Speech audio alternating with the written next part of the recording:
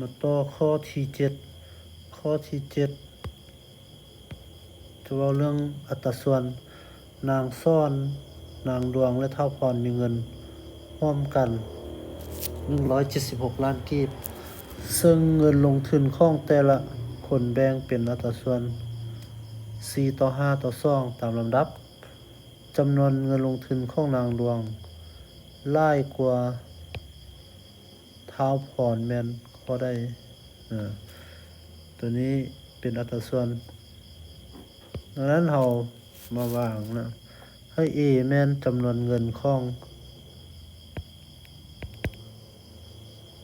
นางซ่อน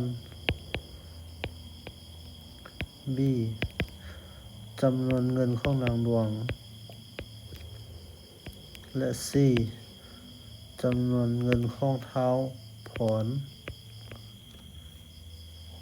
จะได้อัตราส่วนแม่น A ต่อ B ต่อ C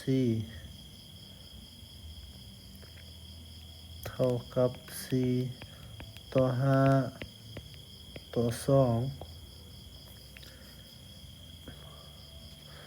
และมีตัวนี้เนาะอันนี้แม่นทุนรวมของ3คนจะได้เป็น A บวก B บวก C เท่ากับ176ล้านกีบ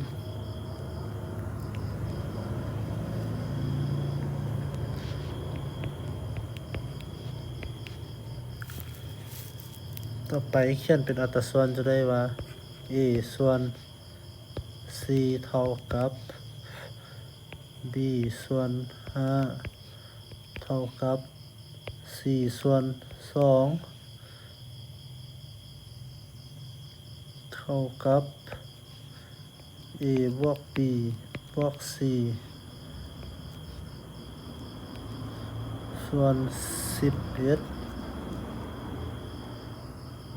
เท่ากับซึ่งว่า A บวก B บวก C นี่มันเท่ากับ176ดังนั้นจะได้176ส่วน11เท่ากับ16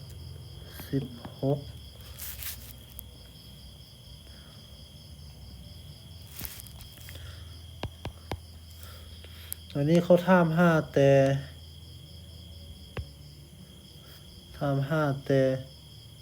เงินลงทุนของนางดวงกับท้าวพรดังนั้นเรามาคิดไล่แต่ B กับ C จะได้ว่าจากตัวนี้เนาะเอาก็ไปเท่า16และจากตัวนี้ก็ไปเท่า16จะได้ว่า B ส่วน5เท่า16 C ส่วน2เท่า16ทอนได้อันนี้ย้ายขึ้นมาคูณนี้จะได้ B เท่ากับ5คูณ16ตัวนี้2ย้ายคูณขึ้นมาจะได้4เท่ากับ2คูณ16เท่ากับหรือว่าเราคิดไล่เทละตัวก่อนก็ได้ตัวนี้คูณกันปกติ5 6 30 5 1 5เป็น80ตัวนี้2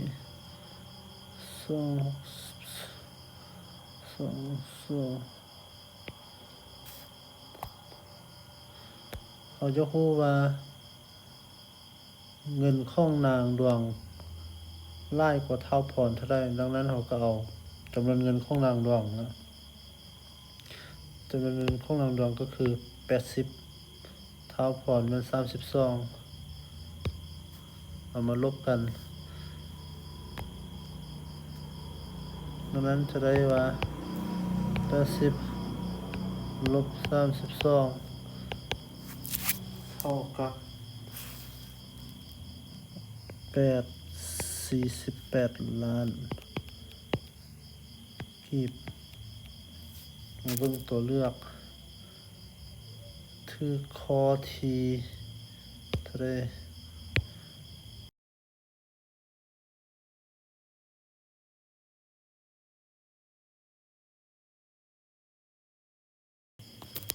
มีต่อข้อที่8ข้อที่8นางคำค่ายสินค้าชนิดหนึ่งราคา 336,000 กีบแล้วกำไร 12% ต้นทุนของสินค้าชนิดนี้แม่นข้อใดวิธีคิดไรจะวางอีกแม่นต้นทุน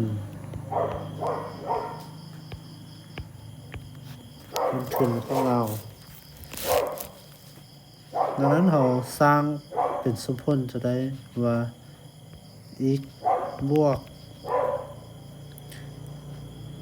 อีกแม่นต้นทุนเนาะกำไร 12% แสดงว่า 12% คูณให้กับต้นทุนแล้ว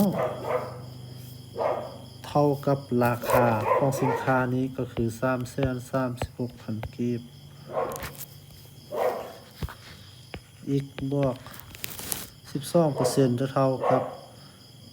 0.12 อีกเท่ากับ 336,000 กีบสำหรับตัว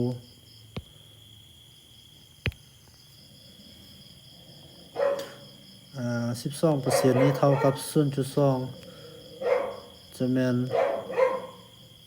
12ส่วน100เท่ากับ 0.12 บวกกันปกติเนาะ1อีกบวก 0.12 อีกจะเท่ากับ 1.12 อีกเท่ากับ 336,000 กีบพอเอาอีกเท่ากับ 336,000 กีบส่วนให้ 1.12 ตัวนี้หารกันออกมาแล้วจะเท่ากับ300,000 กีบเป็นคำตอบดังนั้นต้นทุนของเราแม่น300,000 กีบถือข้ององัวเป็นคำตอบ